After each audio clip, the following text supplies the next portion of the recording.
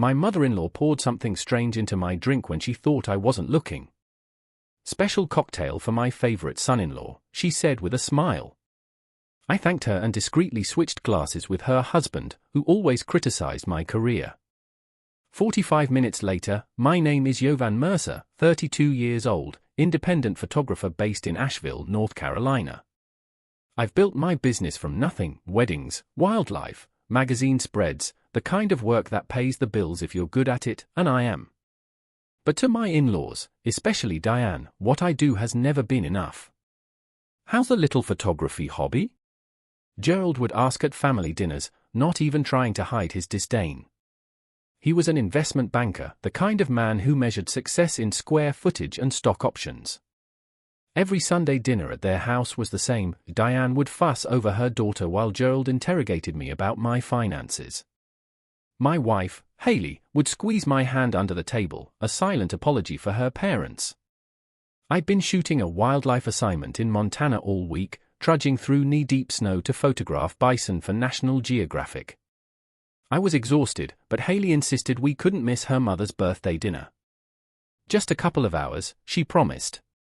I should have listened to that knot in my stomach when Diane cornered me in the kitchen, the way her eyes darted around before she handed me that drink, the slight tremor in her fingers as she said, "I made it special just for you."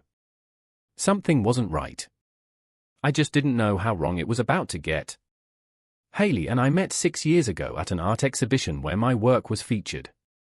She was finishing her master's in environmental science, and I was just starting to make a name for myself. We connected instantly. She understood my need to capture the world through a lens, and I admired her passion for protecting it. Her parents were another story. From our first meeting, Gerald made it clear he had expected someone different for his daughter, someone with a desk job, a retirement plan, a company car, someone exactly like him. Diane was subtler. She'd praise my photos while asking when I planned to settle into something stable. She'd invite me to family functions, then introduce me as the photographer instead of her son-in-law. For years, I tried to win them over. I'd bring expensive wine to dinner, show them published work, mention high-profile clients. Nothing changed. Their perception that I was just passing through their daughter's life, a phase she'd outgrow, remained the same. Last Christmas, I overheard Diane on the phone. Haley could have married Thomas, orthopedic surgeon, family money, but she chose the creative one. The way she paused before creative made it sound like a disease. Gerald was more direct. When Haley and I announced we were trying for a baby, he pulled me aside. "Children are expensive, son. Maybe think about real employment before bringing one into the world." I never told Haley these things. She loved her parents despite their flaws, and I didn't want to force her to choose sides. So, I smiled, shook Gerald's hand firmly at every visit, complimented Diane's cooking, and kept my thoughts to myself. But there were signs I should have taken more seriously: the way Diane would ask Haley to help in the kitchen whenever I talked about a successful project, how she'd accidentally exclude me from family photos, the time Gerald suggested therapy for Haley's impulsive decisions while looking directly at me. I ignored it all, thinking time would eventually bring acceptance. I was wrong. The Friday of Diane's birthday dinner, I returned from Montana with raw, wind-burned cheeks and a memory card full of images that would pay our mortgage for 3 months. I was bone-tired but showered, put on a button-down shirt, and drove us to her parents' colonial-style home in the expensive part of town. Dinner started normally. Gerald bragged about a recent deal, Diane fussed over the table settings, and Haley's brother Owen and his wife Vanessa made polite conversation. I nursed a beer and counted the minutes until we could leave. After the main course, Diane announced she'd made her famous sangria. For dessert, she disappeared into the kitchen, and I offered to help carry glasses. That's when I saw it. She had 2 glasses separate from the others. As I entered, she quickly added something from a small vial into one of them. It wasn't a garnish or flavor, it was colorless, odorless, and she tucked the vial away the moment she heard my footsteps. "Oh Jovan, I've got this," she said too brightly. "This one's for you, special recipe for my favorite son-in-law." My throat tightened. The glass had a barely perceptible film floating on top, catching the light. "Let me help you carry these," I said, taking both glasses she'd prepared. In the dining room, Gerald was checking his phone, barely looking up when I approached. "Sangria, sir?" I placed the tampered glass in front of him instead of taking it myself. I watched him drink, making an excuse about preferring water with my dessert. 45 minutes later, Gerald was pale, sweating, and rushing to the bathroom. The violent sounds of his illness echoed through the house. Diane's face drained of color when she realized what had happened. Her eyes met mine across the table, and in that moment, I knew two things with absolute certainty. My mother-in-law had tried to poison me, and she knew that I knew. I didn't react, didn't confront her. I just ate my chocolate cake while Haley rushed to check on her father. In the chaos that followed, Gerald insisting it must have been food poisoning, Diane stammering about bad shellfish, I quietly pocketed the untouched glass meant for me. Something had shifted inside me. The anger I felt wasn't hot or explosive, it was cold, deliberate. I wasn't just going to let this go, but I wasn't going to fight their way either. I was going to make them face exactly who they were. The Monday after the dinner, I took the glass to Jason, a former client who ran a toxicology lab. "Personal or professional?" he asked when I explained what I needed. "Family matter," I replied. 3 days later, he called. "Jovan, there were benzodiazepines in that drink. Nothing lethal, but enough to knock someone out for hours. Maybe cause some memory loss." "Where did you get this?" I thanked him and asked for a written report. I didn't answer his question. That night, I told Haley I wanted to skip Sunday dinner for a while, said I needed to focus on an upcoming exhibition. She was disappointed but understood. I didn't tell her about the test results, not yet. I needed more information first. Over the next 2 weeks, I did some digging. Diane had a prescription for Xanax from 3 different doctors. She'd been doubling and tripling her doses for years. There were also rumors about her in town, strange behavior at a neighbor's party, accusations of stealing jewelry at her country club, stories her family had worked hard to bury. I compiled everything and waited for my moment. It came when Haley mentioned her mother needed photos for a social media profile. She specifically asked if you would take them, Haley said, surprised by the request. I agreed. The following Saturday, I arrived at their house alone, camera bag in one hand, a sealed envelope in the other. Diane was waiting, dressed expensively, makeup perfect. Gerald was at the office, she explained. "Before we start," I said quietly, "I thought you might want to see this." I handed her the envelope containing the toxicology report along with printouts of her multiple prescriptions. Her hands trembled as she read. "This is absurd," she whispered. "I would never." "We both know what happened," I cut her off. "What I don't know is why." Her face hardened. "You're not good enough for my daughter. You never will be. A man should provide security, not pictures. And drugging your daughter's husband provides security?" I kept my voice level. "It wasn't going to hurt you," she snapped. "Just make you sick. Make you miss that ridiculous gallery opening you've been talking about for months. Show Haley that you're unreliable." I let that sink in. "Here's what happens next," I said finally. "You're going to tell Gerald what you did. Then you're both going to start treating me with respect, not because you've suddenly changed your minds about me, but because. The alternative is Haley finding out exactly who her parents are." Diane laughed, but it sounded hollow. "She'll never believe you over us." I picked up my camera bag. "Maybe not, but she'll believe the lab report, the prescription records, and the neighbors you've alienated. Are you willing to bet your relationship with your daughter on that?" I left without taking a single photo that night. Diane called Haley in tears, claiming I'd behaved inappropriately during our session. She said I'd been hostile and threatening.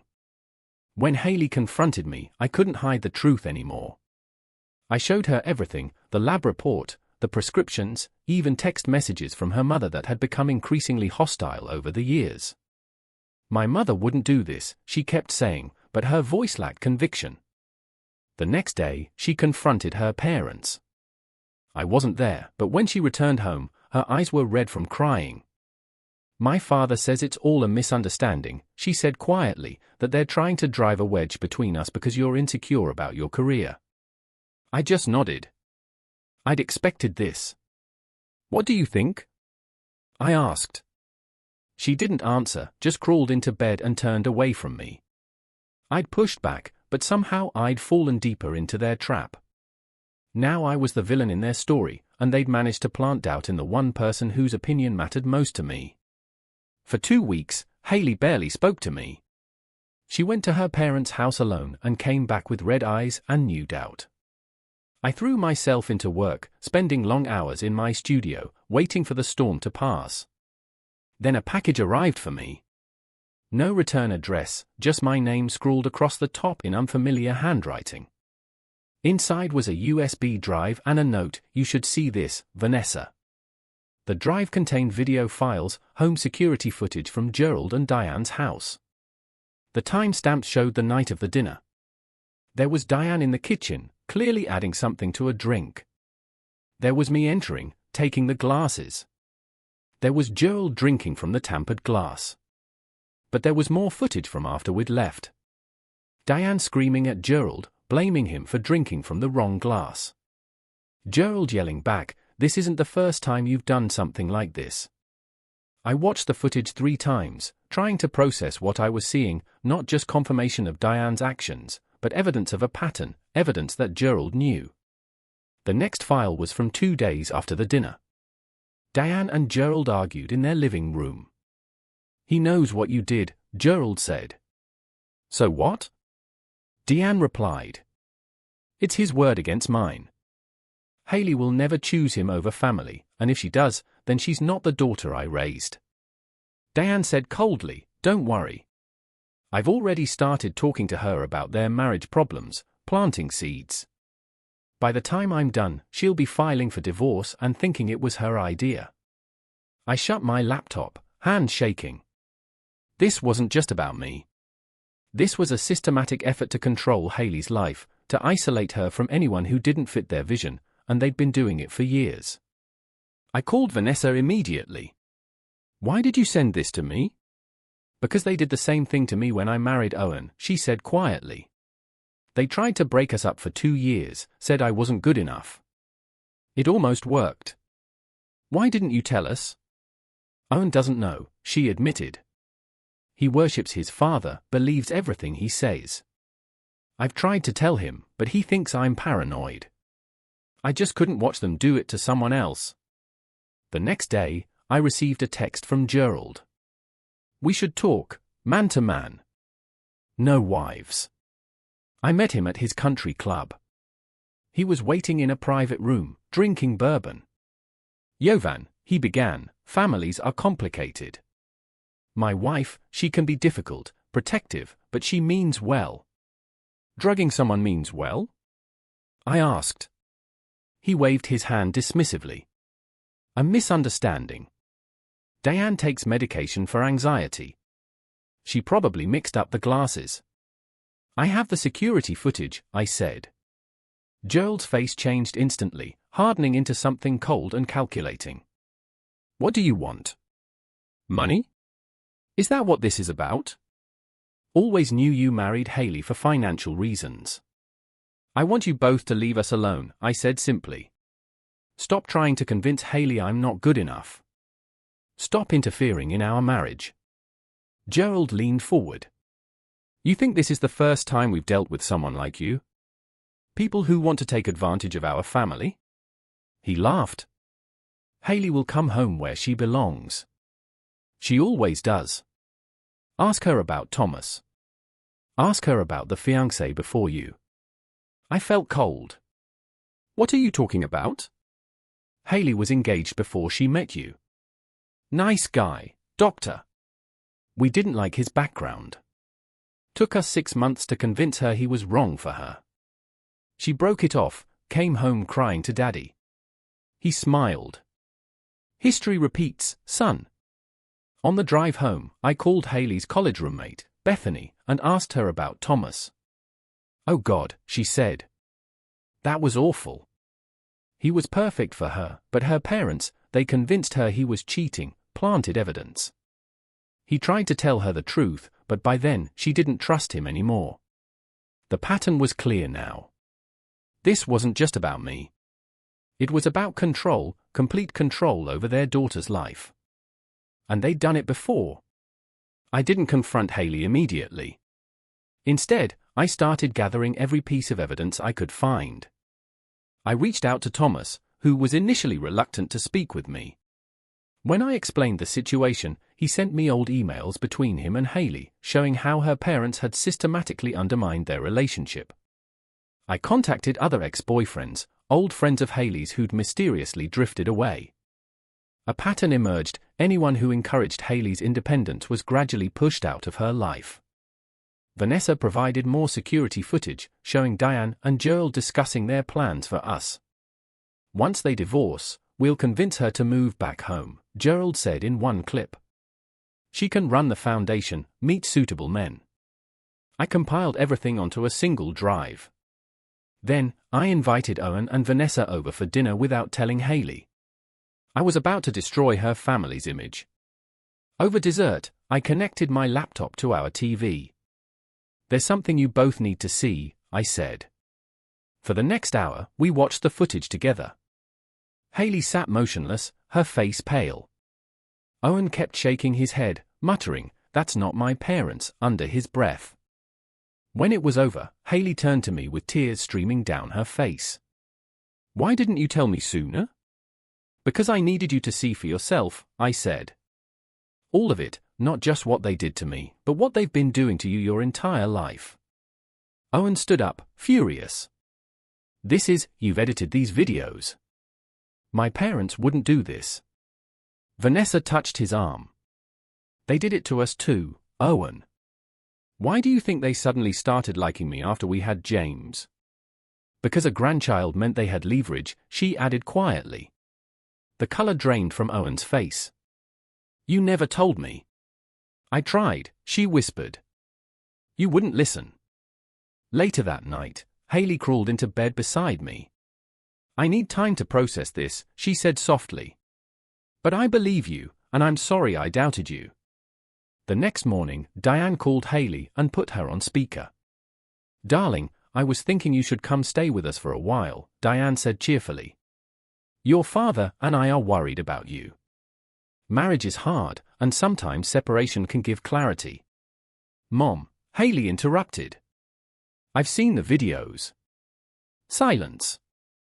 "Then what videos?" Diane asked. "The security footage of you drugging Yovan's drink, of you and Dad plotting to break up my marriage." Another pause. "Haley, whatever he's shown you has been manipulated. You know Yovan has always been jealous of our family." "Stop," Haley's voice was firm. "We're coming over tonight, all of us. Owen, Vanessa, Yovan, and me. We're going to talk about this as a family. No more lies." After she hung up, Haley turned to me. "They'll deny everything. They'll try to turn this around on you." I nodded. "I know. So, what's our plan?" For the first time in weeks, I smiled. "I think it's time your parents met the real me, the one who doesn't just take photos, but knows how to tell a story." That night, we arrived at Gerald and Diane's house with my camera equipment. Owen and Vanessa were already there. They're sitting stiffly in the living room. Gerald seemed confident. "I understand there's been a misunderstanding." "No misunderstanding," I interrupted, setting up my tripod. "I'm documenting this conversation for the family archives." Diane objected immediately. "This is private family business." "Exactly," I agreed. "Family business. And I'm family, even though you've tried very hard to change that." For the next 2 hours, we laid it all out: the drink, the manipulation, Tom, the other ex-boyfriends, the pattern that had shaped Haley and Owen's entire lives. Gerald and Diane denied everything, of course. They called me unstable, manipulative. But with each denial, I played another clip, showed another email. Their faces grew paler, their denials weaker. Finally, Haley stood up. I love you both, you're my parents, but what you've done is unforgivable. You don't get to control my life anymore. Owen nodded. We're adults. We choose our own partners, our own path. Diane started crying, not from remorse, but from the realization that she was losing control. Gerald just looked stunned, as if he couldn't comprehend that his children were defying him. As we prepared to leave, I handed Gerald a USB drive. This contains everything, the footage, the emails, the testimonies. It's yours to keep. What's that supposed to mean? He asked suspiciously. It means that I'm not going to ruin your reputation by sharing this with anyone else. That would hurt Haley, and I would never do that. I paused. But if you ever try to interfere in our marriage again, if you ever try to manipulate Haley or speak against me, copies will go to every member of your country club, your business partners, and your precious social circle. For the first time since I'd met him, Gerald looked at me with something resembling respect. I underestimated you. Yes, I said simply. You did. 6 months passed.